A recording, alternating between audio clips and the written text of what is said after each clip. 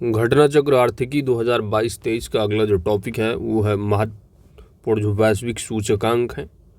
तो आइए हम लोग यहाँ पर कवर करते हैं। पहला सूचकांक है मानव विकास सूचकांक। तो एसडीआई की आकलन हेतु तो वर्तमान प्रविधि में 3 संकेतकों को शामिल किया जाता है। एसडीआई रिपोर्ट में क्या क्या शामिल होते हैं? तो जीवन प्रत्याशा सूचकांक, शिक्षा सूचकांक और आय सूचकांक। तो 3 जो घटक हैं, जीवन प्रत्याशा है, शिक्षा है और आय है। मानव विकास सूचकांक को जारी कौन करता है? ठीक है, तो मानव विकास सूचकांक याद रखिएगा जारी किसके द्वारा दिया जाता है? तो यूएनडीपी होता है। ठीक है, UNDP United Nation Development Programme के द्वारा जारी किया जाता है मानव विकास सूचकांक। मानव विकास सूचकांक 2020 में जो रैंकिंग है भारत की, वह 131वें स्थान पर भारत की रैंक है और भारत जो है मध्य मानव विकास वर्ग में शामिल है। नंबर 1 जो कंट्री है दोस्त वह है नॉर्वे, दूसरे पर आयरलैंड है और तीसरे पर स्विट्जरलैंड का नंबर है। अगला सूचकांक रैंकिंग है आपका IMD विश्व प्रतिस्पर्धात्मकता रैंकिंग 2021। ये IMD एक संस्था है स्विट्जरलैंड की, इसके द्वारा जो है जारी किया जाता है यह सूचकांक। IMD विश्व प्रतिस्पर्धात्मकता सूचकांक में स्विट्जरलैंड को प्रथम स्थान प्राप्त हुआ है, दूसरे स्थान पर स्वीडन है, तीसरे पर डेनमार्क है। वहीं पर भारत की जो रैंकिंग है वह 43वीं रैंक है और पिछले वर्ष भी 43 ही रैंक थी IMD विश्व प्रतिस्पर्धात्मकता सूचकांक में। और सबसे निचले पायदान पर जो है वो है वेनेजुएला, 64वें स्थान पर है। अगला सूचकांक है अंतर्राष्ट्रीय बौद्धिक संपदा सूचकांक 2022।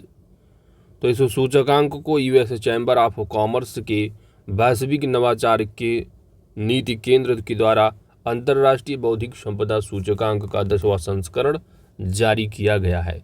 तो जारीकर्ता कौन है? US चैम्बर ऑफ कॉमर्स के द्वारा। इसके बाद इस सूचकांक में किस कंट्री ने टॉप किया है? तो संयुक्त राज्य अमेरिका ने टॉप किया है, दूसरे नंबर पर यूनाइटेड किंगडम है और तीसरे नंबर पर जर्मनी है। भारत को इस वर्ष की सूचकांक में भी 43 नंबर पर रखा गया है।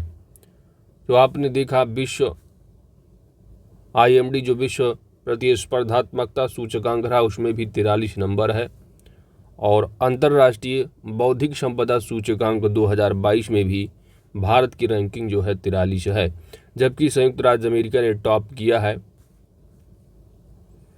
वहीं पर अगर ब्रिक्स देशों में अगर आप देखोगे भारत की जो रैंकिंग 43 है, तो ब्रिक्स देशों में केवल और केवल साउथ अफ्रीका से बेटर है, क्योंकि साउथ अफ्रीका की जो रैंकिंग है 45 है, अपने इंडिया की रैंकिंग 43 है। बाकी ब्रिक्स देशों में और देखोगे चाइना जो है वो 24वें है, रसिया 32 है, ब्राज़ील के 36 है। साउथ अफ्रीका से बेटर है इंडिया की रैंकिंग।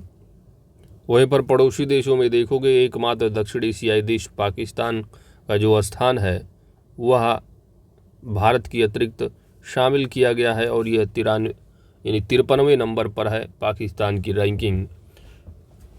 अगला जो सूचकांक है वो आपका है भ्रष्टाचार बोध सूचकांक 2021। तो अंतर्राष्ट्रीय गैर सरकारी संगठन ट्रांसपेरेंसी इंटरनेशनल के द्वारा भ्रष्टाचार बोध सूचकांक जारी किया जाता है। किसके द्वारा? इंटरनेशनल गैर सरकारी संगठन है ट्रांसपेरेंसी इंटरनेशनल, इसके द्वारा भ्रष्टाचार बोध सूचकांक को जारी किया जाता है। इसका जो मुख्यालय है इसका जो सचिवालय है वह बर्लिन जर्मनी में स्थित है। इसी के द्वारा प्रतिवर्ष जो है 1995 से जो है जारी किया जा रहा है।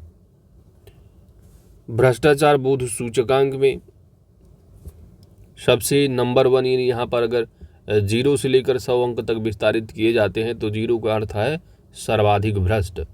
तो ये 88 अंकों के साथ है, तो यानी डेनमार्क जो है आप देखोगे तो नंबर 1 है, यानी भ्रष्टाचार यहाँ पर सबसे कम है। इसके बाद डेनमार्क के बाद न्यूजीलैंड है, फिर फिनलैंड है। तो कम से कम ज़्यादा नहीं, एक नंबर याद रखिए कि भ्रष्टाचार बोध सूचकांक में सबसे बेटर जो है वो आपका डेनमार्क है नंबर 1 पर। वहीं पर यदि भारत की रैंक देखोगे तो भारत की रैंक जो है 85 रैंक है। कितनी है? 85। साथ ही साथ भारत के साथ मालदीव भी 85 रैंक पर है, यानी 85 स्थान पर भ्रष्टाचार बोध सूचकांक में है। जबकि पिछले वर्ष यही जो रैंकिंग हुआ करती थी वह 86 थी। तो एक अंक आप कह सकते हो थोड़ा सा सुधार हुआ है। अगला है आपका आर्थिक स्वतंत्रता सूचकांक 2022। आर्थिक स्वतंत्रता के मापन हेतु अमेरिकी think tank the heritage foundation एवं द वॉल स्ट्रीट जर्नल द्वारा प्रतिवर्ष आर्थिक स्वतंत्रता सूचकांक का प्रतिपादन किया जाता है। तो जारी कौन करता है, प्रतिपादित कौन करता है, इंडिया की रैंक कौन है, टॉप पर कौन है, ये इंपॉर्टेंट तथ्य होते हैं। और इस सूचकांक में 184 देशों को शामिल किया गया है, जिनमें इराक, लीबिया और अपने पड़ोसी में देखेंगे तो ये अफगानिस्तान को शामिल नहीं किया गया है, सीरिया है, सोमालिया, यमन, इनको कोई भी रैंक प्रदान नहीं की गई है।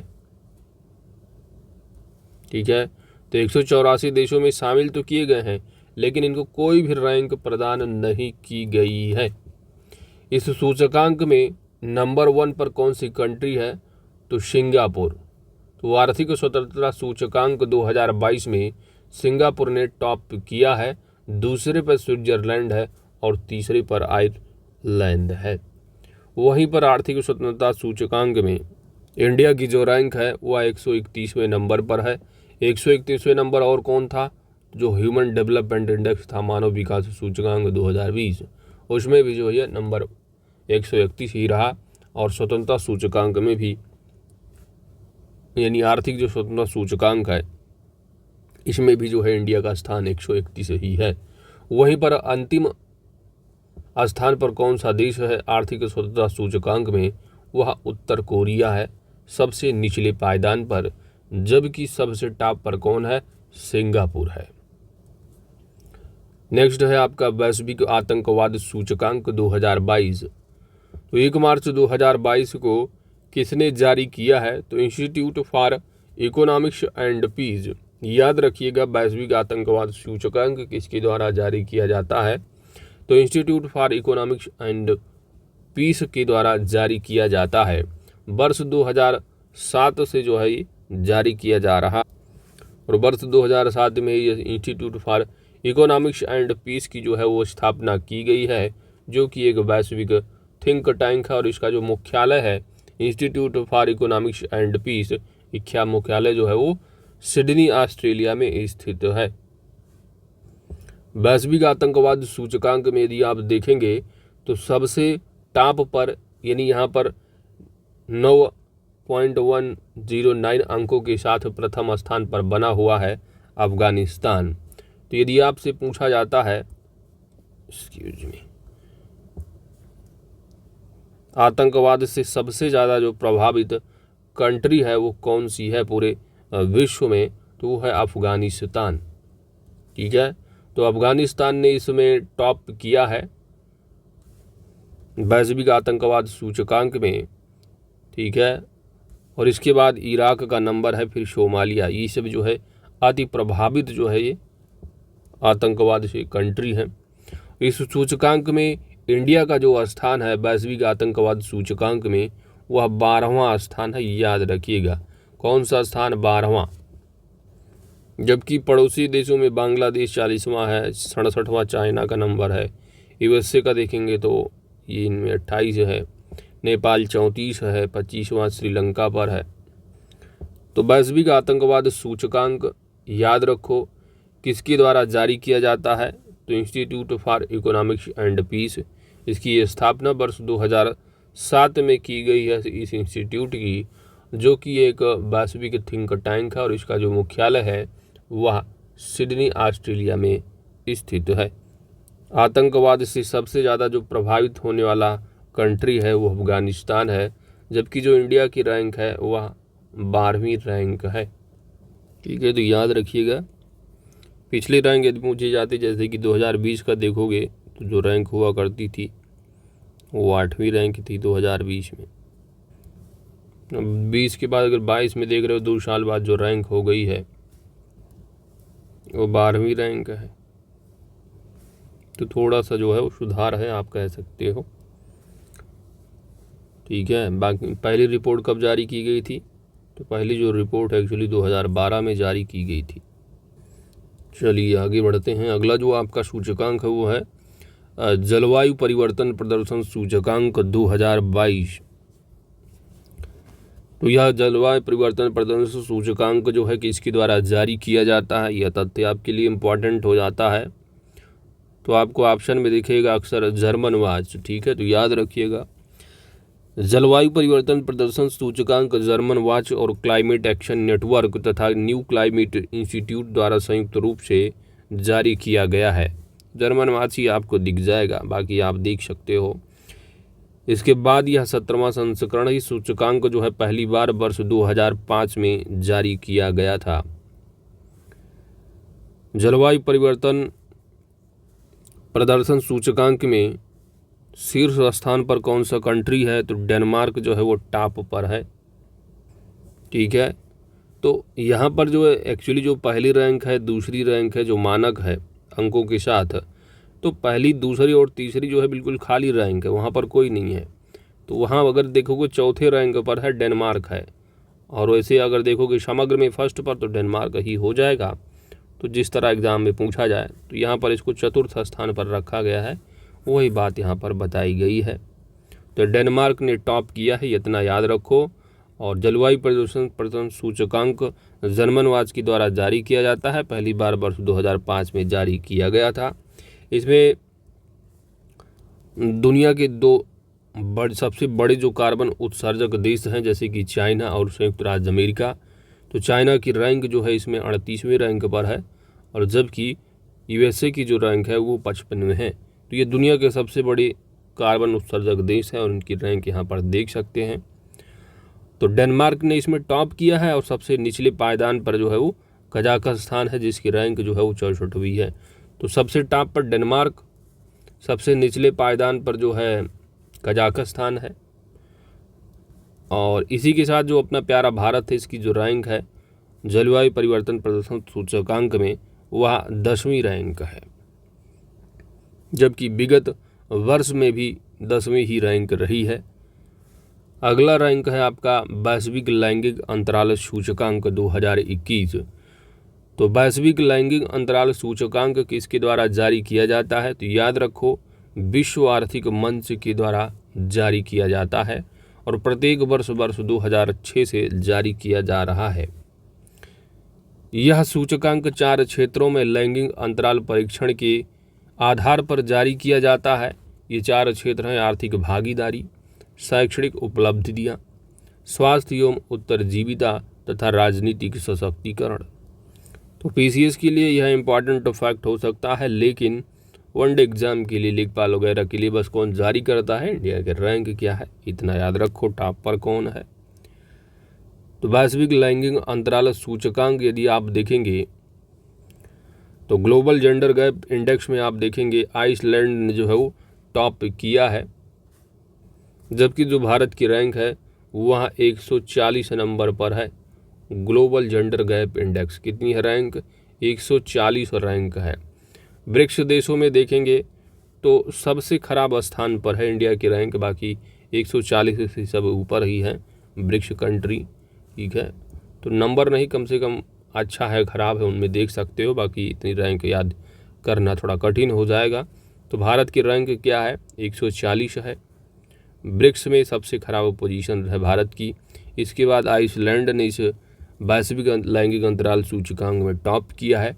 जारी कौन करता है? तो वर्ल्ड इकोनॉमिक फोरम के द्वारा इसको जारी किया जाता है, विश्व आर्थिक मंच के द्वारा। इसमें क्या आधार लिया जाता है? तो 4 क्षेत्रों में इसको शामिल एक तो आर्थिक भागीदारी, शैक्षणिक उपलब्धियाँ, स्वास्थ्य एवं उत्तरजीविता तथा राजनीतिक सशक्तिकरण। इतना तथ्य आपके लिए इम्पॉर्टेंट है। आगे बढ़ते हैं। अगला है आपका सतत विकास लक्ष्य सूचकांक 2021। तो कालांतर से इसे और समावेशी धारणीय बनाते हुए इसके स्थान पर सतत विकास लक्ष्य, जिसे एजेंडा 2030 भी कहा जाता है, इसको वर्ष 2015 में स्वीकार किया गया है। इसमें मुख्य लक्ष्यों तो देखेंगे तो 17 मुख्य लक्ष्य हैं और 169 सहायक लक्ष्यों को निर्धारित करते हुए P5 का मतलब people, planet, peace, prosperity and partnership पर जोर दिया गया है। सतत विकास लक्ष्य सूचकांक किसके द्वारा जारी किया जाता है, तो यह सतत विकास समाधान नेटवर्क और बर्टन स्टीफनटन द्वारा जारी किया जाता है। वर्ष 2021 में सतत विकास लक्ष्य सूचकांक की जो रैंक है 2021 में इंडिया की जो रैंकिंग है 120 रैंक है, जबकि वहीं पर पिछले साल जो रैंकिंग हुआ करती थी वह 117 थी। तो इस साल याद रखो 2021 में जो रैंकिंग है सतत विकास लक्ष्य सूचकांक की वह 120 है, तो थोड़ा सा पिछड़ गया है। इसके बाद अगली जो रैंक है वो है वैश्विक नवाचार सूचकांक 2021। विश्व बौद्धिक संपदा संगठन द्वारा पोर्टलोन्स इंस्टीट्यूट विभिन्न कारपोरेट तथा अकादमिक नेटवर्क भागीदारियों GIA सलाहकारी बोर्ड की साझेदारी में किया गया है इस सूचकांक का प्रदर्शन। तो याद रखो बस इतना ही, आपसे एग्जाम में पूछ लेगा। विश्व बौद्धिक संपदा संगठन के द्वारा जो है ये वैश्विक नवाचार सूचकांक जारी किया जाता है। किसके द्वारा? WIPO के द्वारा। ठीक है, WIPO यानी वर्ल्ड इंटेलेक्चुअल प्रॉपर्टी ऑर्गेनाइजेशन के द्वारा इसको जारी किया जाता है वैश्विक नवाचार सूचकांक को। इस सूचकांक में यानी वर्ष 2007 से इसको प्रकाशित किया जा रहा है। वैश्विक नवाचार सूचकांक को WIPO के द्वारा जारी किया जाता है। खास बात यह है कि वर्ष 2021 के वैश्विक नवाचार सूचकांक का जो केंद्रीय विषय है यदि पूछा जाता है तो याद रखिएगा कोविड-19 महामारी के जरिए नवाचार का पता लगाना। वैश्विक नवाचार सूचकांक में स्विट्जरलैंड यह टॉप पर बना हुआ है। दूसरे स्थान पर अमेरिका है और तीसरे स्थान पर यूनाइटेड किंगडम है। वहीं पर भारत की जो रैंक है वो टॉप 50 में शामिल है। भारत पिछले वर्ष जो रैंक थी 2020 में यदि आप देखेंगे तो 48वीं रैंक रही है। 2021 की जो रैंक है याद रखो 46 रैंक है वैश्विक नवाचार सूचकांक में। टॉप पर कौन है? स्विट्जरलैंड है। जारी किसके द्वारा किया जाता है? तो वर्ल्ड इंटेलेक्चुअल प्रॉपर्टी ऑर्गेनाइजेशन के द्वारा जारी किया जाता है। खासकर इसकी जो थीम है ये भी याद रखिएगा, वैश्विक नवाचार सूचकांक का केंद्रीय विषय कोविड-19 महामारी के जरिए नवाचार का पता लगाना। पहली बार इसको अब जारी किया गया था वर्ष 2007 में इसको जारी किया गया था पहली बार। सबसे निचले पायदान, सबसे उच्च में आप देखा नहीं, प्रथम स्थान पर नवाचार सूचकांक में स्विट्जरलैंड जो है वो टॉप पर है। तो सबसे निचले पायदान पर कौन है? वो है अंगोला। भारत की रैंक क्या है? 120। पिछली बार कितनी रही? 117। अगली सूची है फॉर्च्यून ग्लोबल 500 सूची 2021। तो प्रतिष्ठित अमेरिकी व्यावसायिक पत्रिका फॉर्च्यून द्वारा प्रतिवर्ष राजस्व आय के आधार पर विश्व की शीर्ष 500 कंपनियों की सूची फॉर्च्यून ग्लोबल 500 के नाम से जारी की जाती है। इस सूची में यदि आप देखेंगे तो प्रथम स्थान पर कौन सी कंपनी है? वो है अमेरिकी रिटेल कंपनी वॉलमार्ट। जबकि दूसरे नंबर पर जो है वो चीन की स्टेट ग्रिड कंपनी है और तीसरे नंबर पर USA की है वो है service and internet service and retail company Amazon.